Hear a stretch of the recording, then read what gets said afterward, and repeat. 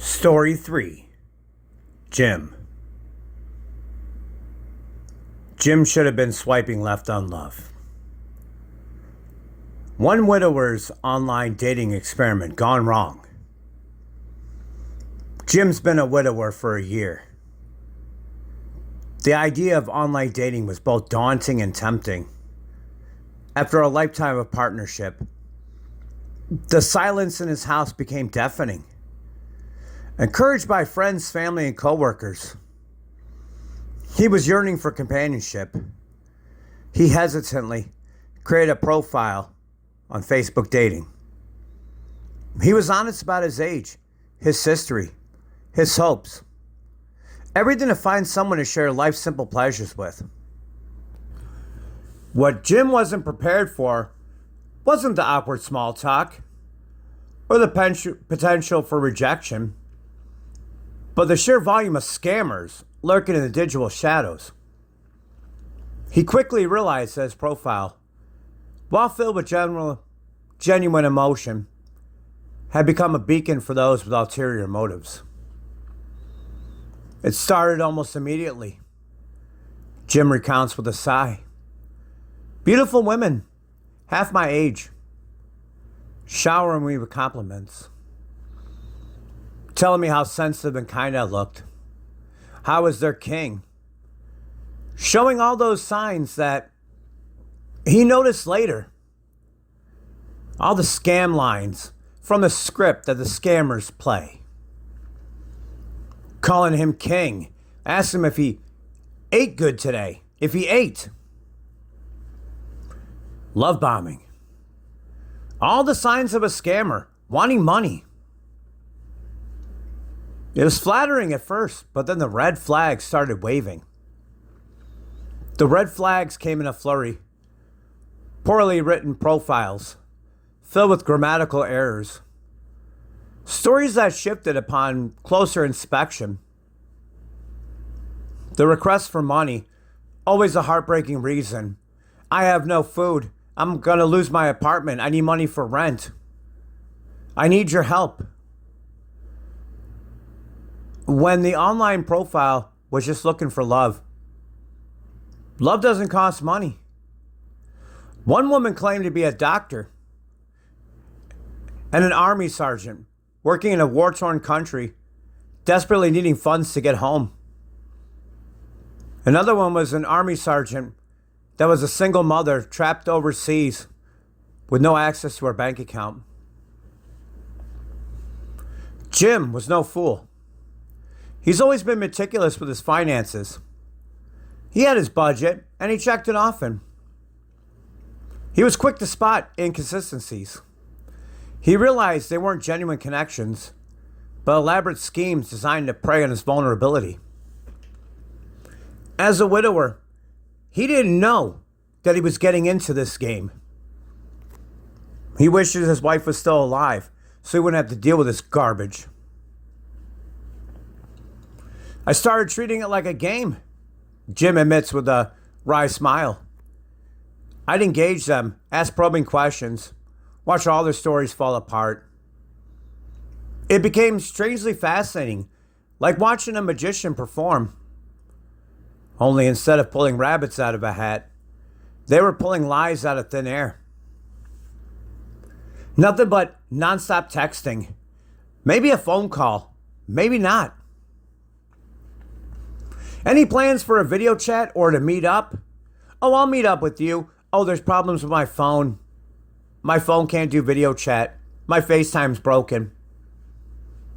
Lazy excuses that showed him who they really were.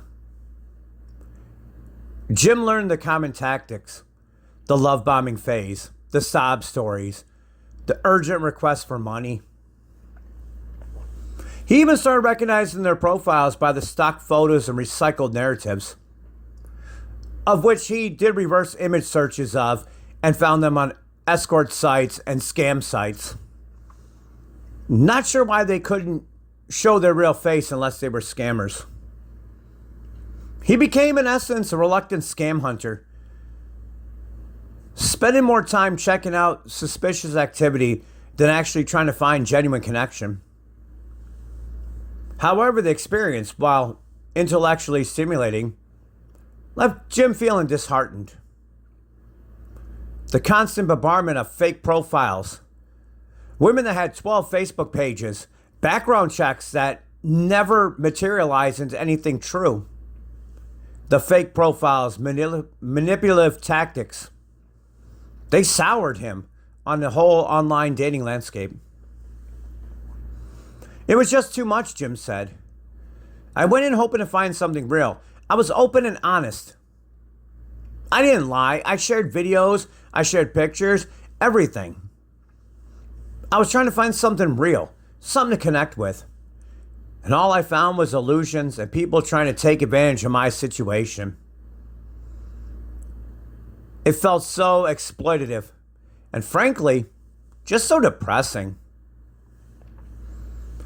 After a few months of this frustrating experiment, Jim decided to delete his profile. He realized that the online dating world, at least in its current state, just wasn't for him. I'm not saying it doesn't work for some people, he clarifies. But for me, trying to navigate the sea of scammers just wasn't worth the effort. I'd rather focus on building connections in the real world through my friends, my family, my hobbies. All these women just want one thing: attention, which leads to money, and most of them are in India anyway. He got a message from one scammer who dropped a 10-second audio clip at 5 in the morning, and it was some Indian guy saying, "I won't bite, I won't bite," while horns are blaring in the background. Now that's not 5 in the morning in anywhere USA. So he knew it was a lie. So he blocked her ass. Jim's experience serves as a cautionary tale about the darker side of online dating. While it can be a valuable tool for finding companionship, it's crucial to be vigilant and aware of the potential for scams. Search out the little script words. Have you eaten today? My king, my queen. I love you so quick, the love bombing, the quick rush to marriage, taking care of somebody's child. His story reminds us that genuine connection requires authenticity and trust. Trust but verify. And these qualities are often absent in the carefully crafted personas of online scammers. So for now, Jim shelved his online dating aspirations. It's too toxic. Can't deal with it. He's chosen to focus on the present, enjoying the company of loved ones and family, and finding joy in the small moments. Perhaps one day he'll reconsider. But you know what? It's left him jaded. So for now, he's content swiping left on the entire experience, choosing instead to embrace the real world and the hope that genuine connection will find him organically. Because too many people online are not who they say they are. And you can't take anybody at their word anymore. Everybody's looking to get something out of somebody. So be careful out there. Because you may find yourself in this situation too. The end.